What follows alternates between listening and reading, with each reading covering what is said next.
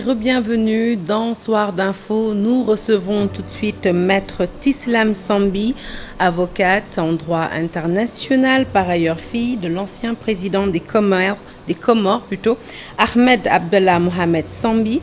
Maître Sambi, bonsoir. Maître, merci d'être des nôtres dans Soir d'Info. Merci à vous pour l'invitation.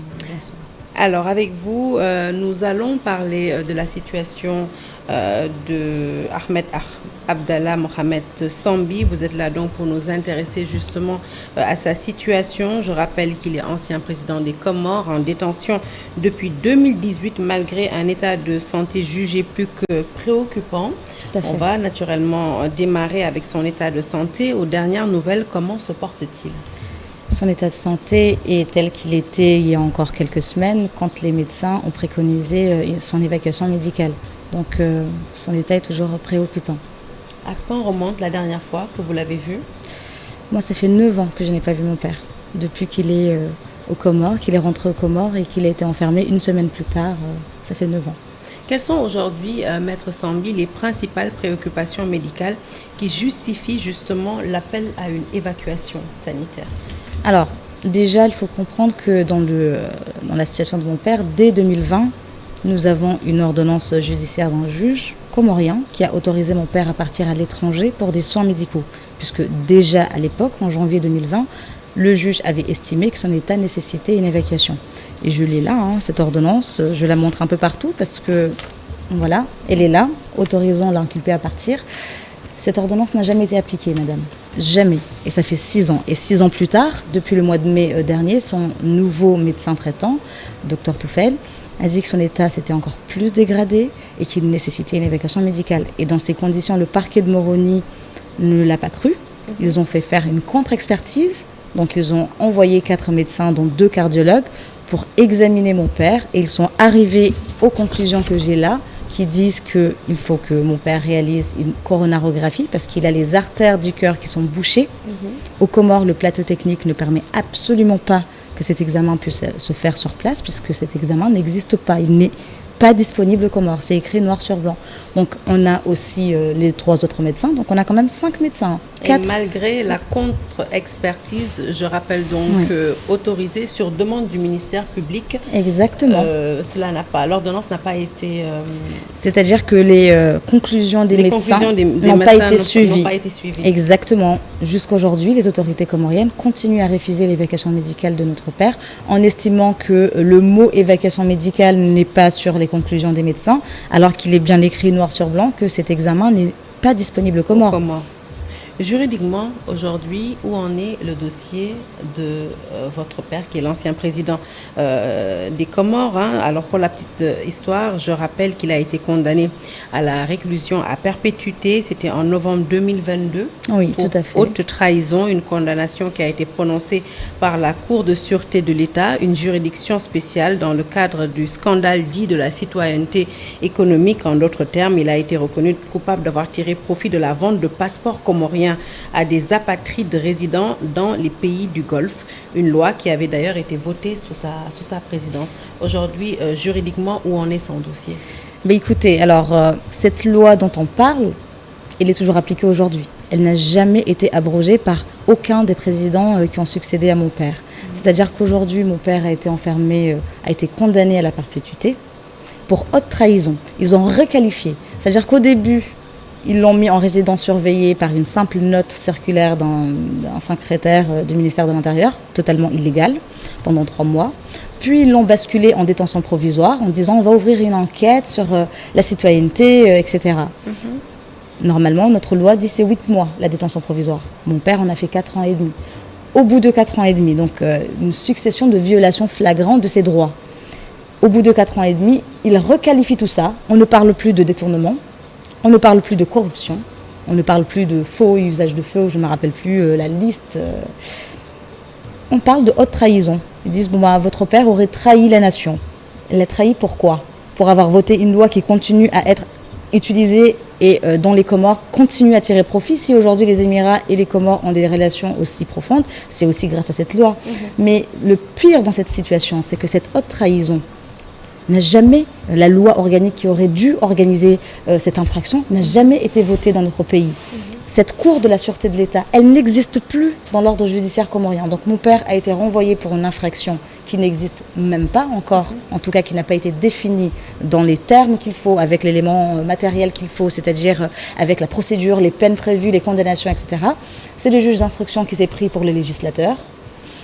Il a fait ce qu'il avait à faire et nous ne parlons pas d'un procès, nous parlons d'une mascarade judiciaire. Quand mon père est arrivé au procès et que le président qui était là pour le juger avait déjà connu à 4 à 5 reprises son dossier avant d'arriver à ce moment-là, et qu'on lui a demandé de se récuser et qu'il a refusé de se récuser et donc il est resté alors qu'il avait déjà connu ce dossier auparavant, alors que légalement tout le monde sait que c'est totalement inconcevable.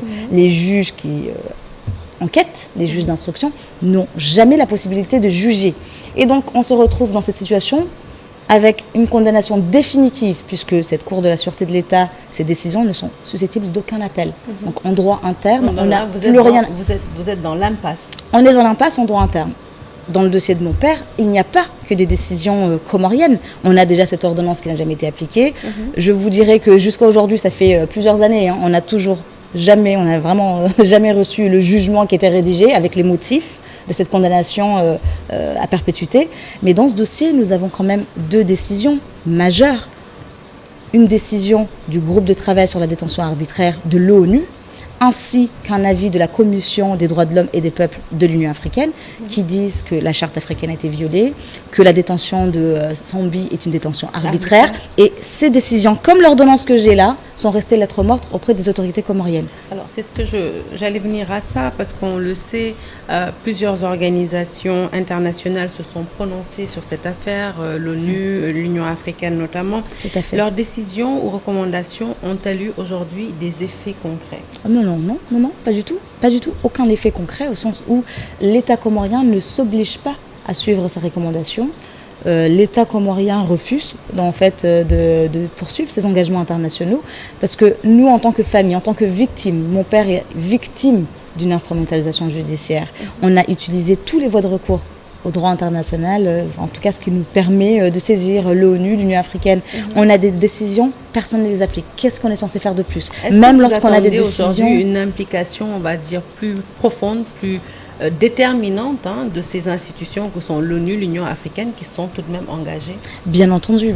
Et on les a ressaisis dans le cadre de ces nouveaux faits, avec cet état de santé qui est plus que préoccupant. Moi, je parle d'une condamnation à mort, parce que lorsqu'un diagnostic est posé par des médecins, lorsqu'on sait que la personne, là où elle est, elle ne peut pas recevoir ses soins et que la personne risque de mourir, pour moi, c'est une condamnation à mort. Donc, bien entendu que nous attendons vraiment avec beaucoup d'espoir, une implication plus que concrète des organisations internationales, à savoir l'ONU, l'Union africaine, mais également Amnesty International, mais vraiment toutes les organisations internationales qui, depuis leur création jusqu'à aujourd'hui, défendent les droits de l'homme. Est-ce que vous et votre famille avez-vous tenté de rencontrer le président Azali Assoumani pour lui parler personnellement du dossier? Je sais que beaucoup de personnes lui ont écrit, même récemment, on a plusieurs courriers qui lui ont été adressés.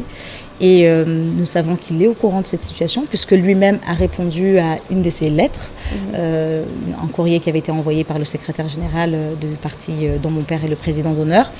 Et dans son courrier, il écrivait que les recommandations médicales allaient guider les autorités compétentes dans l'éventualité d'une évacuation médicale. Sauf qu'aujourd'hui, on a les recommandations médicales, elles sont écrites noir sur blanc, elles sont issues d'une contre-expertise mandatée par le parquet de Moroni lui-même, et malheureusement rien n'est fait jusqu'à aujourd'hui. Pas suivi des faits. Exactement. Si aujourd'hui, Maître Sambi, cette évacuation, et je l'espère, était autorisée, quel serait l'objectif? Des soins temporaires, ou vous essaierez d'aller vers une solution durable? Ce sera aux médecins, parce que vous savez, vous comme moi, comme le président Azali ou pour toute personne, on n'est pas des médecins.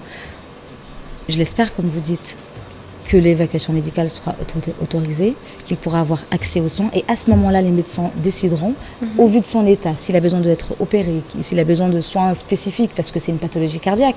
Vous savez, on est arrivé au stade où on a quand même des autorités comoriennes qui disent que c'est des petits bobos. Non, un petit bobo dû à son âge. On parle de pathologie cardiaque, madame. Et ça, ce n'est pas un petit bobo comme on essaierait de minimiser un état. Quand les artères sont bouchées, les risques, c'est quoi? Une crise cardiaque, des AVC, c'est le sang qui ne circule plus convenablement, c'est la respiration qui devient difficile, c'est des organes vitaux qui ne sont plus, qui sont plus irrigués. C'est très très grave. Quel est l'objectif de votre visite ici, au Sénégal? L'objectif a été, et je suis encore là pour plusieurs jours, de sensibiliser l'opinion sénégalaise, les forces vives de ce pays. Nous avons une grande confiance aux autorités sénégalaises. Quand je parle d'autorité étatique, je parle aussi de la société civile. Nous avons eu la chance de rencontrer plusieurs organisations internationales ici qui nous ont soutenus, qui nous soutiennent dans nos démarches, puisqu'il s'agit ni plus ni moins que d'un acte vraiment humanitaire. On est dans un cadre strictement humanitaire.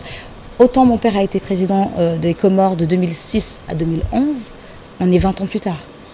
L'étiquette du président, il l'aura toujours, comme moi, je serai toujours la fille d'un ancien président, mais on est arrivé à un stade où les considérations politiques, les considérations même judiciaires, lorsque la médecine parle, ce sont les recommandations médicales qui doivent prévaloir.